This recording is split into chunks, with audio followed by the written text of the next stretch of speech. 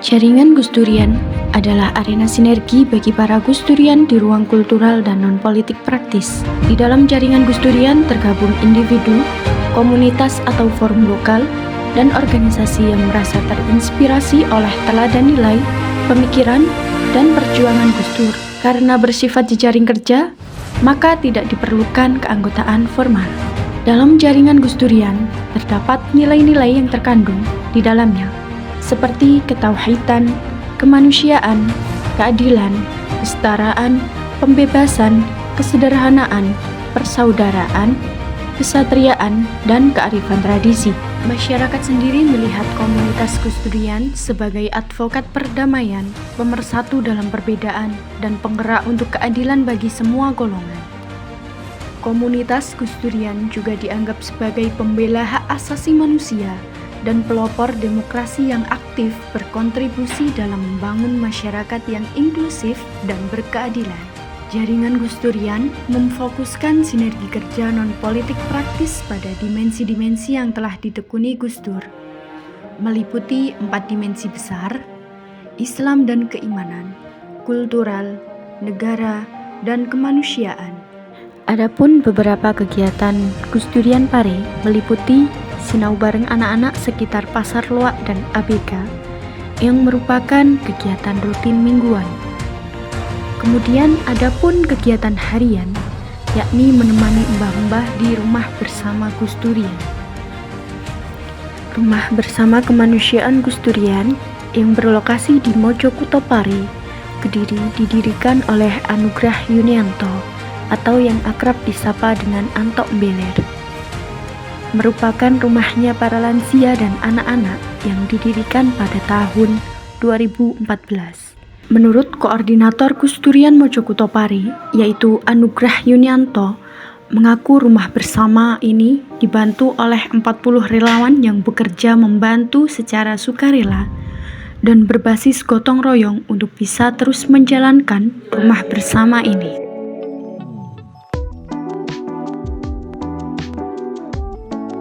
Oke, baik teman-teman, di sini saya bersama dengan Bapak Anto selaku dari Koordinator Komunitas Gus Durian Kabupaten Kediri, Pare Kabupaten Kediri. Menurut saya masanya ini Pak, gimana sejarah dari rumah bersama dan juga sejarah dari Komunitas Gus Durian? Kalau gerakan di kemanusiaan ini sejak 2008 sih, mulainya bersama anak-anak, terus 2015 mulai merambah ke lansia. Kalau dengan Gus Durian kami masuk di 2018. Jadi kenapa rumah lansia di sini dikenal rumah bersama kemanusiaan lansia dan anak Gus Durian, karena banyak relawan-relawan Gus Durian yang terlibat sampai saat ini di situ. Kalau sejarah dari Gus Durian Bapak, gimana Pak? Kalau Gus Durian di sini awal mula sih kami bertemu dengan direkturnya Gus Durian Perdindi langsung. Sahabat kami yaitu Isa Abdillah Al-Tidus. Waktu itu kita melakukan emergency response di Palu, di Sulawesi. Waktu terjadi bencana likuifaksi dan tsunami waktu itu. Nah, kami akhirnya bergerak di situ dan akhirnya tertarik usaha untuk mengamanahkan, menunjukkan di Gus Durian Kediri. Hingga saat inilah. Ya, Pak. Kemudian apa Pak peran komunitas Gus Durian di rumah bersama ini? Ya banyak sih, proses pembelajaran di mana para relawan Gus Durian Peduli terlibat di sini sebagai base camp lah. Base campnya teman-teman Gus Durian, karena teman-teman juga banyak belajar juga melakukan kerja-kerja kemanusiaan. Jadi bersama-sama kawan-kawan muda Gus Durian.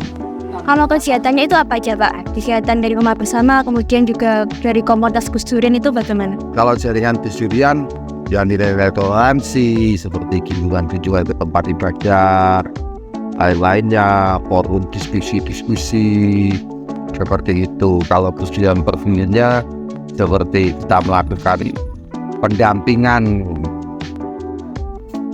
di lansia ini, terus pendampingan di beberapa wilayah namanya program Cibagus, yaitu Sinau Bareng Gus Durian yang dikoordinatori Admima waktu saat ini, yaitu belajar di Pasar Loa, Pasar Lama, Bukendem, dan satunya di Afrika Sidoarjo.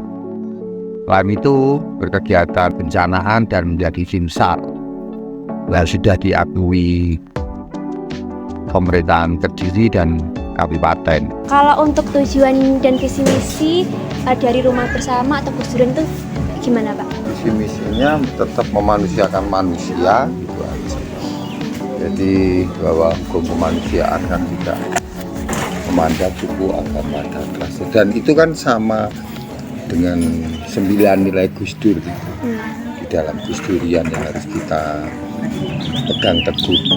Kemudian Bapak boleh sedikit menceritakan sedikit cerita suka duka Bapak ketika Bapak mendirikan Rumah Bersama ini, kemudian Bapak menjadi koordinator dari komunitas Gus Durian. Itu bagaimana Pak ceritanya? Awal mula sih ya kita di 2015, jadi nggak punya pikiran untuk rumah lansia ini. Tapi karena ada seorang PSK jatuh sakit di Pasar Loa depan ini, yaitu mulai kami menemani sampai akhir hayatnya, dan sampai saat ini tambah-tambah. Kalau sebuah hambatan dan tantangan itu kan wajar sebagai manusia. Suka dukanya ya, kalau masalah dukanya sih kami kalau dilakukan dengan bahagia nggak ada dukanya sih. Kalau permasalahan saya kira setiap hidup manusia itu tergantung bagaimana kita cara menghadapi suatu hambatan tersebut. Jadi ya dilakukan dengan happy aja. Cerita Bapak senangnya ketika Bapak menjadi koordinator Gus Durian sekaligus di pengurus Rumah Bersama itu bagaimana Pak? Ya sukanya ya itu tadi, sukanya karena bisa berbagi, bisa ini ada kebahagiaan tersendiri lah di dalam kehidupan kami, karena kan kami bukan orang baik, bagaimana bisa menyerahkan berbagi untuk kebahagiaan dengan sebuah rasa, itu sudah buat kami kebahagiaan tersendiri. Apa sih harapan Bapak untuk komunitas Gus Durian dan Rumah Bersama untuk kedepannya itu bagaimana Pak? Harapan dari Bapak? Ya harapan kami sampai saat ini kan Gus Durian tetap eksis dan pada jalurnya tidak berpolitik secara praktis, dan padanya untuk Rumah Bersama kemanusiaan ini ya semoga bisa melayani lebih banyak lagi, karena saat ini tempat kami sudah overload ada 30 lansia dan 7 anak saat ini. Baik, itu harapan dari Bapak ya kedepannya untuk komunitas Gus Durian dan Rumah Bersama ini. Iya.